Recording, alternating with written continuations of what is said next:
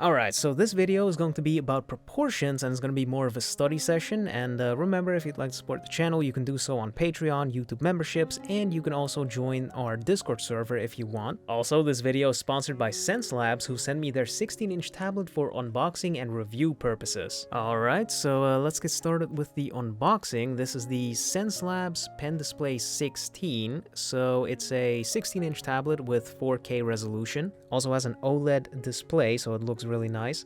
But in case you don't know, Xencelabs is a brand that focuses more on studio level equipment, so if you get one of these tablets, you know you're pretty much set. Now, the first thing I thought was really cool is the fact that this thing comes with a carrying case for the tablet, which works because this tablet is it's super light and really thin as well, so it's very good for portability, meaning if you're traveling a lot, then this might actually be a pretty good tablet to get. So the carrying case, it has a lot of space, it feels like it's good quality as well, it has a bunch of pockets you can use, and if you're on the go, then I guess it also has enough space for a laptop you can carry with you. But then it also comes with the instructions on how to install everything, and the instructions are pretty clear too. It's super easy to install. Another thing on the portability is this stand. This stand is really light and it's also really thin. Like, if you put this stand on the tablet, it's barely thicker than my phone. Maybe like twice the thickness of my phone, I would say. But yeah, the stand is also pretty stable. It doesn't feel like it's going to fall over or anything like that, which I would hope, because this tablet is, it's really expensive. Comes with two clips that you can clip onto the tablet and then put the pens in, as you can see on the image in the back there. This one also comes with this USB hub, which everything plugs into, which is nice because it keeps everything really clean. And it also kind of functions as like an extension cord, I guess. And this thing is their shortcut key remote. So basically you can map whatever shortcuts you want to each of those keys. And as you can see, it also has a screen in the middle of it, which kind of displays what each button is supposed to do. It's not plugged in right now, so it doesn't actually display what each button corresponds to. Now, I tried using this thing while I was drawing, and just like most of the other shortcut key remotes I've tried, I didn't really like it because I think the keyboard is just so much better. But that remote is quality. Like, the buttons feel really nice to press, and it's also pretty heavy, so it doesn't slip away when you're like trying to actually press those buttons. As for the pens, it comes with a slim stylus, which as always is a really good stylus to have, and then the regular stylus has 3 buttons, and then both of the styli have erasers in the back, which I don't think those are that good because it's much faster to just hit E and switch to the eraser tool instead of flipping over the pen and use the eraser in the back. But it's better than not having it, I guess. And it also came with a bunch of extra nibs, including the felt nibs, so if you prefer using those, then you get those right out of the box. And then as for the cables, everything is color-coded, and according to the instructions, certain cables are supposed to be used for different things. But there is a HDMI cable as well as a DisplayPort cable, so you can use whichever one you want. And there's also the option to use just the USB-C, although I don't think this tablet works on phones, which I think is kind of unfortunate. At the very least, it doesn't work on my phone, and I couldn't find anything on the website or in the instructions that said it works on phones. So it's portable, but unfortunately you still need a laptop to make it work. And here's the tablet itself. So like I said, it's super thin, it's super light, it has this really sleek design to it, and the screen is really nice, although you guys probably won't be able to tell the difference on camera. There aren't any buttons on the tablet itself, which I think is why it comes with a shortcut key remote, because you can have that on the tablet and then have those shortcut keys function as the buttons on the tablet, and then you can have like your keyboard on the side. But yeah, that's it for the unboxing, so let's actually get to using it now. When it comes to proportions, we usually measure them in terms of heads. So basically we take the head of a character and then use that as a ruler to measure how tall their body is. You can also use it to measure the width of the body, and you can also use it as a tool to measure specific body parts. So in this case, we can kind of see the ribcage here, right? I think that would be the bottom of the ribcage right there. So if you draw the ribcage on top of this, it looks like that. And then by the looks of it, this character's ribcage is about the same size as their head. So heads are a pretty convenient tool to measure proportions. Now, the problem with heads is that the size of the head varies based on character design as well as art style. So this would be the Attack on Titan art style, and then as you can see, all of these characters have differently sized heads, and then their heads fit a different amount of times in their bodies. So head proportions are essentially completely dependent on character design, but there are standardized proportions that I would highly recommend learning first, and I'm going to go over those right now. People are usually between 6 and 7 heads tall. This guy, for example, is around 6.5 heads tall, I think. So we got 1, 2, 3, 4, 5, 6, and then a half, so 6.5 head. Head proportions also vary based on age, by the way. I forgot to mention that. Children usually have bigger heads in proportion to their bodies compared to adults. So this girl, for example, if we take her head proportions, we can see that this would be 2, 3, 4... She's about 5 heads tall, I would say. So we had the adult, which was 6.5 heads, and then the child, which was 5 heads tall. Now, of course, you can study these proportions just by finding images of people and then looking at how many times their head fits into their body. What I'm gonna do is decide on some proportions, and then I'm going to draw some poses using those proportions. So, to start with, one very important proportion, just completely ignoring head proportions, one very important like landmark / proportion would be the crotch, because that is the midway point of the body. So if you mark the head, which would be up there, and then the feet, which would be down here, the crotch would be exactly in the middle. It does vary, you know, from person to person, but keep it simple and just keep it in the middle. Then from here, you can divide the upper proportion in half again to find the bottom of the chest, and then if you divide it again, we have the head. Then just to make it easy, we can divide the proportion there as well. Then if you divide the lower proportion in half, you can find the bottom of the knees, which are slightly above that line. The middle of the thighs would be exactly in the middle there, and then if you divide that in half again, that's not exactly the middle of the lower legs, because it also partially includes the feet, which take up like half a head proportion in and of themselves, so this is slightly below the middle of the shins. Now, as you can see, this divided it in 8 heads, and I previously said that adults are between 6 and 7 heads tall, which is true for most people, but there are some people that are 8 heads tall. If you've read Andrew Loomis's figure drawing book, you know that he talks about 8 heads being the ideal proportions for a person, but I think 8 heads is just a good proportion to start learning with, because it's so easily divisible by 2. You know, you draw the entire height, and then you can divide that in half to find the crotch, bottom of the chest, head, bottom of the knees. It's super easy to find all of those proportions. So the head would be about that wide. Then the neck is about half a head length tall, meaning this would be the bottom of the neck right there. Then as we go down, the rib cage is 1.5 heads. I probably shouldn't have done that. The rib cage is 1.5 heads, so it's half plus 1. And then the pelvis is slightly less than 1/2 head. I think it's around 3 or 3/4, so it would be around there. Then attached to the pelvis, we have the femur, which, of course, as the widest point of the hips, we have the greater trochanter.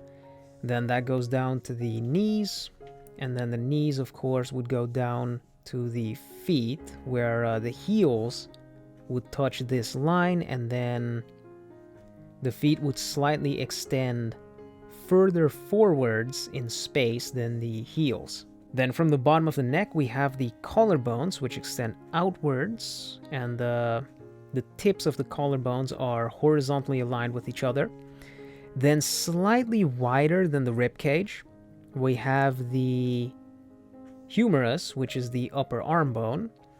And the humerus is, of course, attached to the shoulder blade, which is attached to the collarbones up there. Then the humerus extends down to the bottom of the rib cage, and then below the humerus we have the 2 lower arm bones, which extend down to the crotch. And as you might know, the wrist is lined up with the crotch. So then the hand would be right there. And the hand, if it's fully extended, it extends all the way down to the halfway point of the thighs. So those would be the basic proportions with all of their, I guess, landmarks. So just to quickly go over it again, we have the head up here, then a half head proportion for the neck, then 1.5 for the rib cage, 3/4 for the pelvis. And another thing, this is kind of a difference between men and women, but on men, the rib cage is usually the same size as the pelvis, whereas on women it's slightly wider than the rib cage. The bottom of the upper arm lines up with the bottom of the rib cage, then the lower arm goes out where the wrists line up with the crotch. Then if we go lower, the bottom of the knees is halfway in between the crotch and the feet, and then of course all the way at the bottom you have the heels. Now let's practice this a little bit by drawing some poses. And I'm not going to use any crazy in perspective poses because that would kind of defeat the purpose of practicing proportions. So first thing we got to do is draw the upper and lower borders, and then we can kind of draw the, I guess, gesture line of the pose. Then split this into the 8 proportions that we had recently. I think the head proportion should be a little bigger than you think it should be, because usually if you make the head too small, it looks kind of weird. But for all of the other things, you can keep it kind of the same. We'll have the head up here. I'll make it a bit more complicated now, so we can actually think about where the different planes are. Then the neck is about half a head length long, meaning the top of the ribcage would be right around there. Bottom of the ribcage is there because it's 1.5 heads. Then the ribcage would go right around there. And then I think I made the proportion there a bit too small, so I'll have to make it a bit bigger, like right there. So then the rest of this would be the pelvis. And then I also want the pelvis to be tilted like that. I want the shoulders to be tilted like that. And then from here, bottom of the knee is right there. This leg goes down, touches there, knee, and then the other foot would go right there. Now the only thing is that I should probably define the hips a bit more, and specifically I should think about where the greater trochanter is, because over here it would be right around there, and then on this side it would be over there, and then it goes down to the knee right there. Then the neck, first of all I have to move the head a little bit over here. I'm actually looking at the reference over there, so I'm kind of sitting at an angle looking at it, meaning everything I draw is kind of tilted. But yeah, so we draw the neck, then collarbones go at an angle. Whenever you lift your arms up, the collarbones are like slightly tilted, and then because the collarbones go up, the shoulder blades will also be at a tilt instead of going straight down. Then from here the arm goes up above her head with the elbow reaching above her head, then arm goes back. The other elbow seems to be right around there, and then from here it goes up with the wrist being over there, and then that should be the pose. So next up we've got this pose. So of course, first of all, mark the top and bottom borders, then halfway, and then that should be it. Guys usually have bigger torsos, so instead of making the head a little bigger than it should have been, like I did with this pose, I think we can keep the head the exact same size. The head here is slightly tilted, and I think when you're trying to draw heads, what's really important is paying attention to where the cheekbones are, because that's where the plane transition from front to side happens, and if you can capture that plane transition, you can capture the 3D, the three-dimensionality of the head pretty well. So the ribcage should start right around there, and then it goes down to there. In this case, I think his ribcage is basically parallel to the ground. So it would look like that. And then pelvis on men, like I said, the pelvis is the same width or slightly less wide than the rib cage. So in this case, we can keep it this wide, although the pelvis does have a tilt to it. It's tilted like that. The reason for the tilt, by the way, in case you're unaware, is because this leg is the one that's carrying most of the weight, and because of that, the other side drops down. You can even see that on the other leg, he's only touching it with the balls of his feet, whereas the other one is firmly grounded. Then we'll draw the femurs. One knee is right around here, and then you can see that the leg is kind of angled inwards. It's not going straight down. So then the heel should touch right around there, and then the rest of the foot extends up. Then for the other leg, it extends a little bit below the other leg because this side of the hip is going down. And then the foot is foreshortened, or not the foot, the lower leg is foreshortened.